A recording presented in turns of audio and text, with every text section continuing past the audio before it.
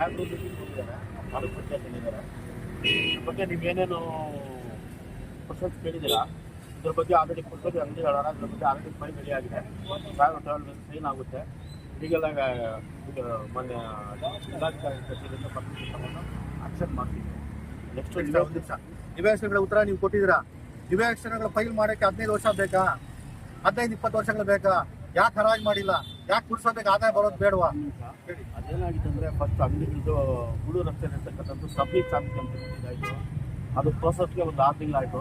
Submit ಆಗುತ್ತೆ ಬರ್ತೀನಿ ಅಂತ ಹೇಳ್ಬಿಟ್ಟು ಎಲ್ಲ ಪ್ರೋಸೆಸ್ ಆಗಿ ಎಲ್ಲ ಫುಲ್ ಆದಮೇಲೆ ಮತ್ತೆ ಬರೋಕ್ಕಾಗಲ್ಲ, ಪಾರ್ಕಿಂಗ್ ಇಲ್ಲ ಅಂತ ಹೇಳಿ ಹಾಕಿದ್ದು. ಮತ್ತು ನಮ್ಮ ಕ್ಲಿನಿಕ್ ಅಂತ ಹೇಳ್ಬಿಟ್ಟು ನಮ್ಮ ಕ್ಲಿನಿಕ್ ಬಂದಿದೆ. ಅದರಿಂದ ಸ್ವಲ್ಪ ಗುಳು ರಸ್ತೆ ಅದು ನಿಮ್ಮ ಮೈನ್ ಮಾಮೂಲಿ ಚೆನ್ನಾಗಿ ಮುಂಭಾಗದಲ್ಲಿರೋದು ಅಂಗಡಿಗೆ ಚಿಕ್ಕದಾಗಿದೆ, ಸರಿ ಇಲ್ಲ ಇದಕ್ಕೆ ತಾಂತ್ರಿಕವಾಗಿಲ್ಲ ಅಂತ ಹೇಳ್ಬಿಟ್ಟು ಸ್ವಲ್ಪ ತೊಂದರೆ ಆಗ್ತದೆ. ಇವಾಗ ಹರಾಜು ಮಾಡಿ ಪುರಸಭೆಗೆ ಆದ ತರ ಮಾಡಿ ಆಲ್ರೆಡಿ ಮಾಡಿದ್ದೀನಿ. ಆಲ್ರೆಡಿ ಫೈಲ್ ಪುಟಪ್ ಮಾಡಿ ಕೊಟ್ಟಿದ್ದೀವಿ. ಸಿಗ್ನೇಚರ್ ಪರ್ಮಿಷನ್ ತಗೊಂಡು ಸುವರ್ಣ ಅಂಗಡಿ ಮಾಡ್ಕೊಂಡಿದ್ದಲ್ಲ ಅಲ್ಲ, ವಿದ್ಯುತ್ ಎಲ್ಲ ಏನಪ್ಪ ಅಂಗಡಿ ಒಂದು ಕ್ಯಾಮ್ರಾನ ಒಂದು ಲೈಟ್ ಎಲ್ಲ ಶೌಚಾಲಯ ಇಲ್ಲ ಸರ್. ಇಲ್ಲಿ ಬಂದು ಅವರು ಬಾಡಿಗೆ ಕಟ್ತಾರೆ ಅಂತ ಬಿಚ್ಚಿ ಆಟೋಮೊಬೈಲ್ಸ್ ಬಾಬ್ಜಿ ಹೇಳಿದ್ದಾನೆ ಶೌಚಾಲಯ ಇದೆ, ಅದು ಓಪನ್ ಮಾಡಿ ಆಲ್ರೆಡಿ ಕನ್ಸ್ಟ್ರಕ್ಷನ್ ಮಾಡಿದ್ದೀವಿ. ಮಾಡ್ತಿದ್ದೀವಿ ಅದು ಓಪನಿಂಗ್ ಆಗಬೇಕು. ಮತ್ತೆ ಬಂದ್ಬಿಟ್ಟು ನಿವೇಶನ ರೈತರು ಆಲ್ರೆಡಿ ಪಟ್ಟಿ ರೆಡಿ ಆಗಿದೆ. ಅದು ಆಕ್ಷನ್ ಮಾಡ್ತಾರೆ, ಅದು ಕ್ಲಿಯರ್ ಆಗುತ್ತೆ. ನಿವೇಶನ ರೈತರ ಪಟ್ಟಿ ಎಷ್ಟು ಜನ ಆಗಿದೆ ಸರ್? ಅದು 325 ಇದೆ. 325 ಕಾಯ್ದೆ ಮಾಡಿ ಪುನರ್ ಪರಿಶೀಲನೆ ಮಾಡಿ ನೀವು ಸೂಕ್ತರಿಗೆ ಅರ್ಹರಿಗೆ ಕೊಡಿ. ಮನೆ ಇರೋರು ಯಾವುದೇ ಕಾರಣ ಕೊಡಬೇಡಿ. ನೀವು ಕೊಟ್ಟರು ಸಹ ನಾವು ಅದ್ರ ಬಗ್ಗೆ ವಿರುದ್ಧವಾಗಿ ಪ್ರತಿಭಟನೆ ಮಾಡ್ತೀವಿ, ಮೇಲಾಧಿಕಾರಿ ಗಮನ ಕೊಡ್ತೀವಿ. ಯಾವುದೇ ಒತ್ತಡಕ್ಕೆ ನಿಮ್ದಾಗಬೇಡಿ. ನ್ಯಾಯಯುತವಾಗಿ ಕಾನೂನುಬದ್ಧವಾಗಿ ಹೋರಾಟ ಮಾಡಿ. ನೀವು ಏನಿದೆಯೋ ಅದು ಕಾನೂನು ಪಾಲನೆ ಮಾಡಿ.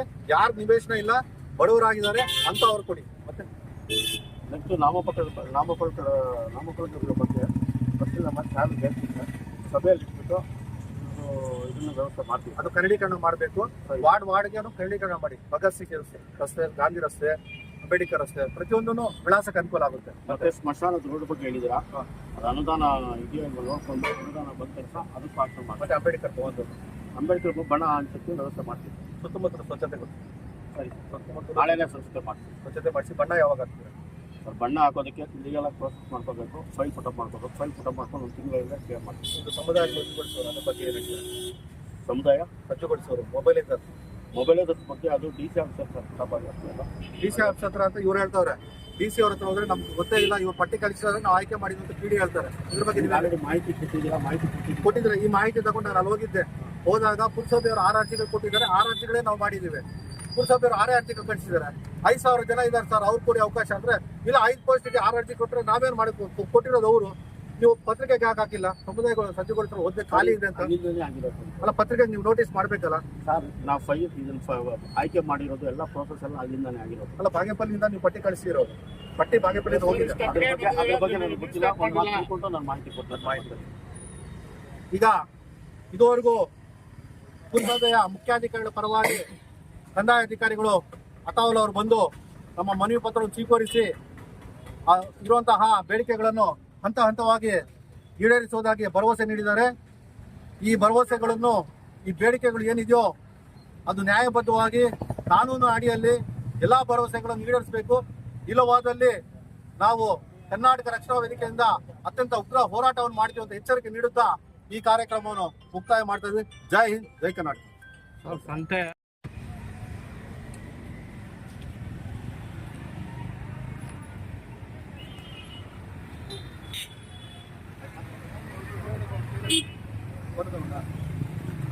ಈ ಬಗ್ಗೆ ಸಭೆ ಮುಖ್ಯಾಧಿಕಾರಿಗಳು ಬೇರೆ ಒಂದು ಸಭೆಗೆ ಹೋಗಿದ್ದಾರೆ ಅಂತ ಹೇಳಿದ್ದಾರೆ.